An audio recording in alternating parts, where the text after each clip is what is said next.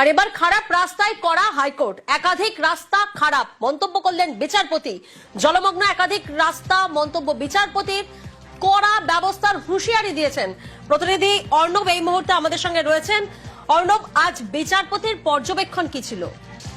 দেখো, বিচারপতি সৌমেন সেন এবং বিচারপতি স্মিতা দাস রে ডিভিশন বেঞ্চ ইতিমধ্যে মৌখিক নির্দেশ জারি করেছে এবং রাজ্যের সিনিয়র স্ট্যান্ডিং কাউন্সিল কৃষ্ণান্ন বন্দ্যোপাধ্যায়কে এজলাসে রেখে আদালত জানিয়েছে 2 সপ্তাহ সময় দেওয়া হচ্ছে রাজ্যকে।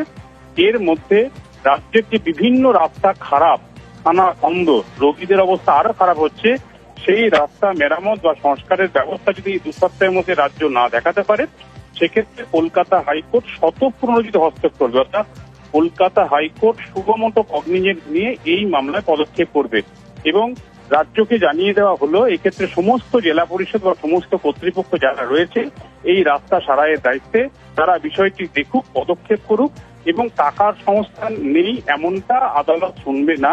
এক্ষেত্রে রাস্তাগুলো চলাচলযোগ্য করার জন্য যা করার সেটা তারা করুক। যদি না করে তাহলে আদালত স্পষ্টভাবেই জানিয়ে দিচ্ছে 2 সপ্তাহ দেখার পর পদক্ষেপ না হলে আদালত সুমত অর্থাৎ স্বতঃপ্রণোদিত হস্তক্ষেপ করে নির্দেশ জারি করে প্রয়োজনীয় পদক্ষেপ করবে এবং এই বার্তা সিনিয়র স্ট্যান্ডিং কাউন্সিলের মাধ্যমে রাজ্যের সংশ্লিষ্ট সমস্ত দপ্তরে বা সমস্ত জেলা পরিষদের রাজ্যের পৌঁছে দেওয়ারও বার্তা দিয়েছেন বিচারপতি সৌমেন সেন।